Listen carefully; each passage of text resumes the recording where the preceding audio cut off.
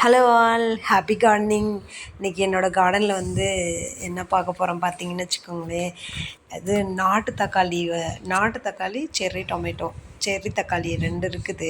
அதாவது ஆக்சுவலாக நான் வந்து இப்போ தான் நாட்டு தக்காளி இருக்குன்றதே வந்து கண்டுபிடிச்சேன். இவ்வளோ நாளாக வந்து செர்ரி மட்டும்தான் இருக்குது அப்படின்ற மாதிரி இருந்துச்சு.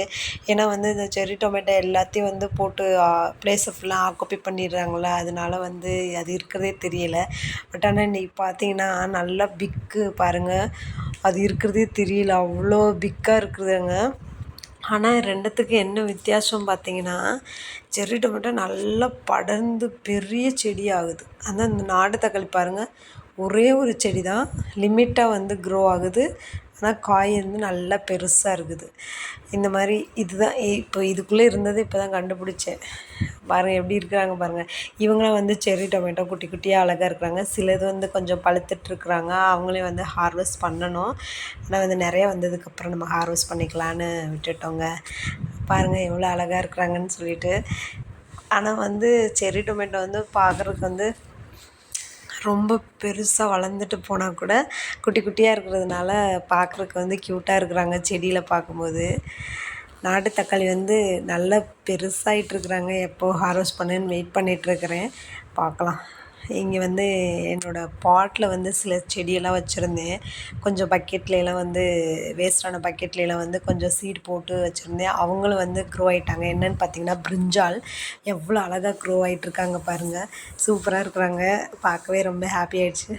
நெக்ஸ்ட் வந்து இந்த செடி என்ன செடின்னு எனக்கு தெரியலைங்க. பட் ஆனால் அது வளர்ந்ததுக்கப்புறம் தான் தெரியும் என்ன செடின்னா. ஆனால் வந்து ஜீரகம் மாதிரி இருந்துச்சு அந்த செடி சீடு, அதை போட்டு வச்சேன். ஆனால் அது என்னென்னு வந்ததுக்கப்புறம் தான் தெரியும். நெக்ஸ்ட்டு வந்து இன்னொரு பேஸ்கெட்டில் வந்து பார்த்திங்கன்னா குக்கும்பர் போட்டிருந்தேன். ஸோ அவங்களும் வந்து சூப்பராக வந்துட்டாங்க. அந்த குக்கும்பர் வந்து நான் வந்து பாட்டில் வச்சுருக்கேன். பட் ஆனால் கொடியாக போவாங்க. இதுக்கு வந்து ஒரு செட் பண்ணி விடணும்.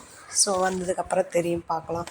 அப்புறம் வந்து பார்த்திங்கன்னா இங்கே வந்து நான் எங்கள் கேட்டுக்கு ஃப்ரண்ட்லேயே பார்த்தீங்கன்னா 2 கெஸ்ட் வந்திருக்காங்க. அந்த கெஸ்ட்டு வந்து நான் வந்து கூப்பிடாம அலையா விருந்தாளி மாதிரி இவங்க வந்து நான் வந்து எப்போ இந்த சீடு வந்து இங்கே உதிர்ந்து கீழே வந்துச்சுன்னு தெரில, அவங்க வந்துட்டுருக்குறாங்க.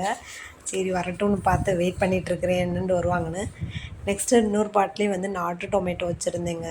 அவங்களும் சூப்பராக வந்துட்டாங்க. இங்கே பாருங்கள் அவ்வளோ க்யூட்டாக வந்துட்டுருக்காங்க பாருங்களேன். அப்புறம் வந்து இது என்னென்னா, இதோட நேம் எனக்கு அக்யூரேட்டாக தெரில, கூகுளில் சர்ச் பண்ணி பார்க்கணும். இது வந்து ஆனால் கத்தாழை ரகத்தை சேர்ந்தது தான். முள்ளாக இருக்கும்.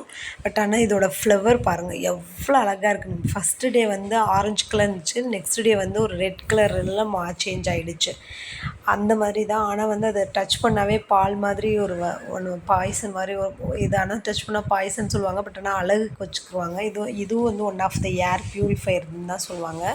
பார்க்குறதுக்கு க்யூட்டாக இருப்பாங்க. பட் ஆனால் டச் பண்ணால் கொஞ்சம் இதுதான், ஏன்னா முள்ளாக இருக்குன்றதுனால அதை டச் பண்ணக்கூடாதுன்னு சொல்லுவாங்க. ஆனால் லைட்டாக டச் பண்ணாவே வந்து அது வந்து பால் மாதிரி சிலது வடிஞ்சிட்டே இருக்கும்.